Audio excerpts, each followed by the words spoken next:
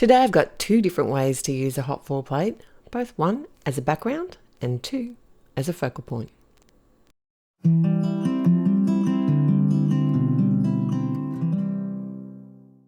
Hello and welcome back to another Take Two with Therese at Altenew, and today I'm going to be making two beautiful cards with you using this Magic Burst hot foil plate.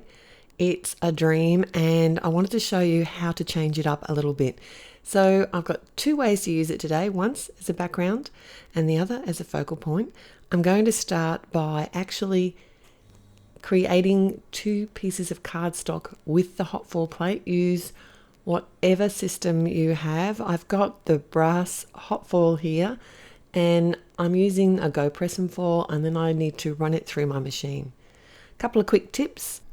Don't forget to put your foil pretty side down onto your plate. I always like to leave my hot foil plate while it's heating up on the actual machine so that it gets nice and hot. And when you run it through your manual die cutting machine, if you've got that sort of version, then do it nice and slow. And my final tip is let it cool down before you remove the actual foil from the image if you can. Sometimes I find as I remove the cardstock off the image, then it comes off immediately, but if I can, I actually like to let it cool down before I remove the foil. Ta-da! I always love the big reveal. And I also want to do some coordinating sentiments. So another tip here is to actually create more than you need. I have the Sweet Sentiments set, has a hot foil plate set as well as coordinating dies. So these dies you can actually use to cut out these hot foil words, but the die set itself also comes with the words as a die cut. So if you don't have a hot foil system, you can get a similar look by cutting the word out of some gold. They've got a beautiful brushed gold series at Altenew in their cardstock, and that would look amazing as well.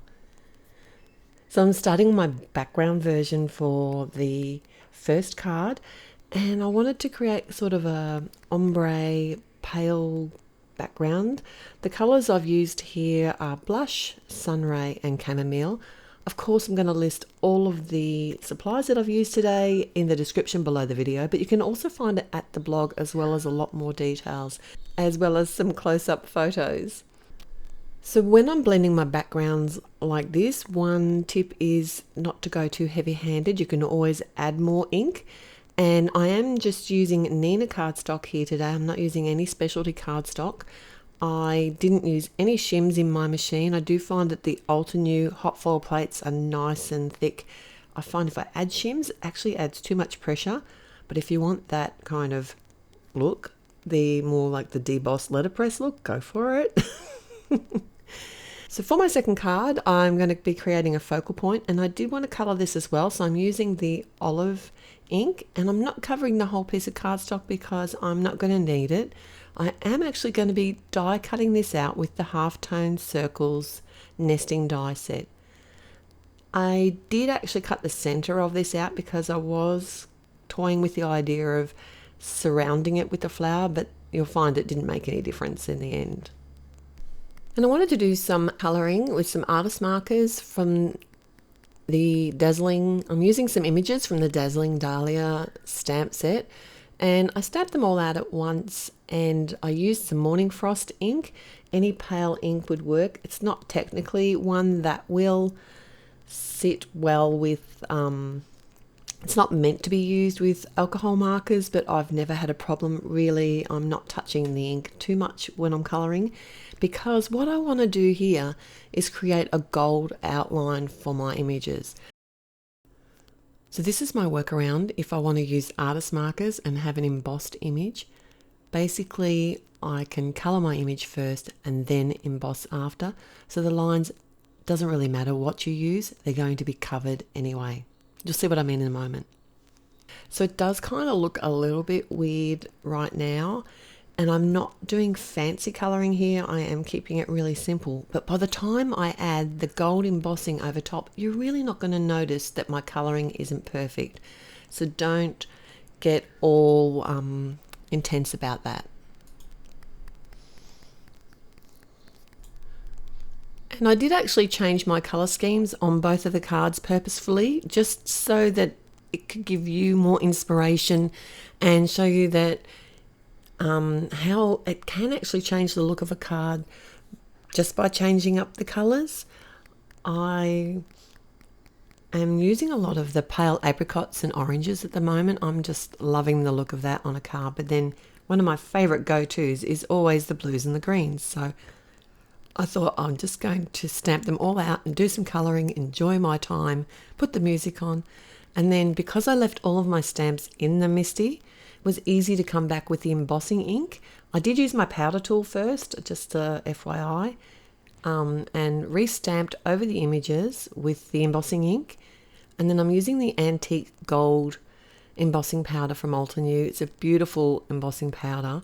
And I don't know if you've ever used gold embossing powders before, but some of them leave a lot of residue on the cardstock. This one doesn't. It always embosses like a dream. But how amazing do these flowers and the butterfly and the bird and the leaves look after you add the heat embossing on top? It just changes that whole look. You can't see that the colouring isn't perfect. All you can see is the gold shine. And for my first card, I cut out the background portion because this is still going to be able to see the gold foil in the Magic Burst, but it's going to be like a subtle look in the background with the blending over top. And then I could just lay out my design with my flowers and my sentiment and the butterfly. And I did add dimension. If you're concerned about postage, you can certainly do this same card without the dimension. All of my elements that are popped up, I pretty much add a second layer of cardstock behind them as well, just to add a little bit of stability, because the cardstock, the Nina that I used was the 80 pound. And I don't want things to get squished in the post, so adding that second layer of cardstock just gives it more support. I'd love to know which card is your favourite today. Do you like the focal point with the blue and the green, or do you prefer the background with the the apricots and the pinks? Let me know in the comments below. Thanks so much for joining me here. I really appreciate your visit. Till next time. Bye. Hello crafters, Jen here. For more tips, techniques, tutorials, and to discover which paper crafting products are right for you, subscribe to Altenew's YouTube channel. Make sure to hit the notification bell so you don't miss any videos. Thanks for watching.